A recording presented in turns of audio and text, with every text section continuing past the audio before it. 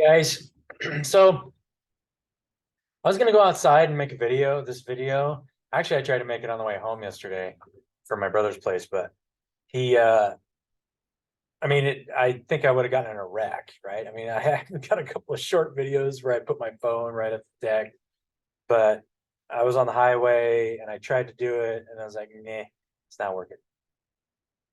So but I was thinking, and this is something that I kind of thought of the night before. My brother and I were in deep conversation, and I kind of started getting images uh, of things to come, I guess you'd say. And uh, it, I thought about the movie Kung Fu Hustle. If you guys have never seen the movie Kung Fu Hustle, it's like the funniest movie, but it has a very deep spiritual meaning, and I didn't even really realize it till like the third or fourth time I saw it. And I just watched it more recently. But if you haven't seen it, watch it. And I'm not going to break down the whole movie for you, but the final like main bad character is named the Beast, right? And our hero doesn't get his chi unlocked to where he can battle like successfully conquer the Beast until the Beast like totally throttles him. So this kind of goes back to my last video. Like if you watch uh, my last video about my morning meditations where you're constantly getting rid of negative mindsets or any kind of negative thought pattern that's going through your head. um, a lot of times those thoughts aren't your own. Sometimes people are projecting negative energy on you, but you still have to heal that energy, right? There's people that like actually do spell work, and like project negative energy intentionally on people because they want them to get stuck, um, if you're not able to neutralize that negative energy, then you right, you're not moving forward. You're stuck in some kind of negative mindset, and you can't really do anything positive, right? You're not putting positive energy out there. Even if you're just thinking negatively about yourself, it's just almost as bad as thinking negatively about somebody else, right? Because you're still not going to be moving forward. You don't have faith that everything's going to be okay, or maybe you're following some kind of fear mindset. But anyway, um, being able to heal that day in and day out makes you better and better at it. And that's why using the Babylonian money system to measure and exchange energy really doesn't work very well, right? Because now I'm not saying that you can't sell products or sell your services or anything like that, but a lot of times when you're just doing transactions, you're not as worried about the outcome, right? You have your money. But if you don't focus on the money and you make sure that you're focused on how you're what kind of impact you're having on that other person, totally changes your mindset, right? Because you're putting yourself into other people instead of you're investing your energy into other people instead of investing your energy into some static materialistic thing, right? And so that's what creates growth, personal growth, and faith. So that your faith actually grows because you'll see, even if you're not getting money out of your energetic transactions, you're still creating positive energy in the universe. And so the universe can't really take from you because you're not taking from it. You're providing for it in every way. So this is something that I'm going to talk about tomorrow on LinkedIn Live. But Kung Fu Hustle is really interesting to me because at the end, the Beast attacks him, and he never attacks anybody.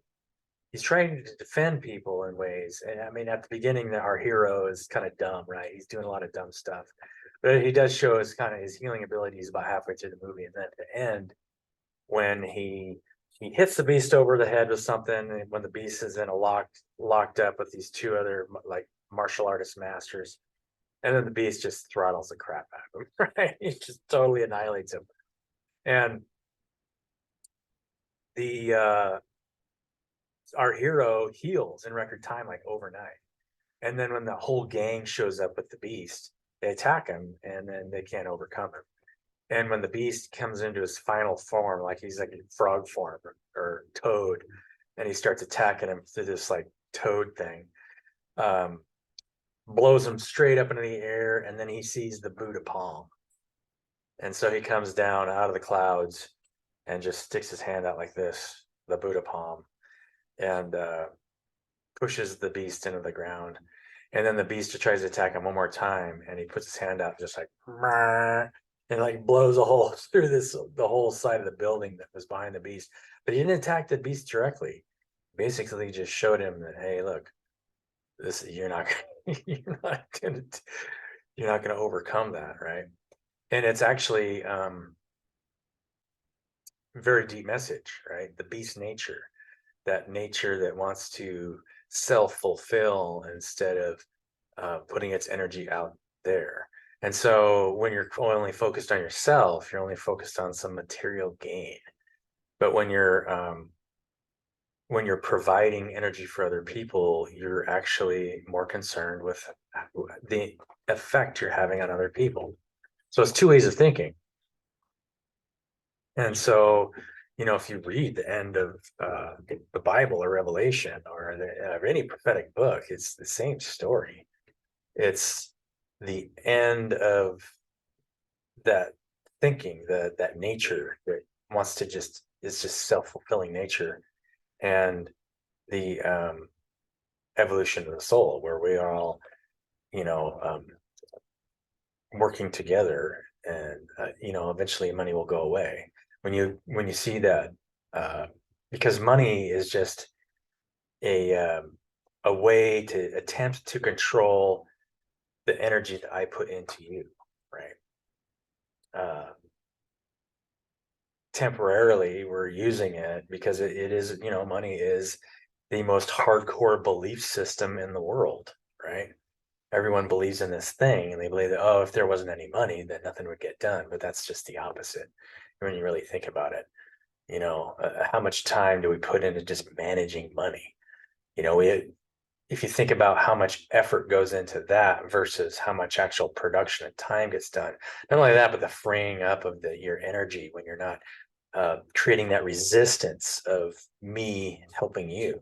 When you go into the business community, there's that resistance of money that keeps people from like long term, like I'll spend hours a day helping you do something, but only if I get so much from you, right?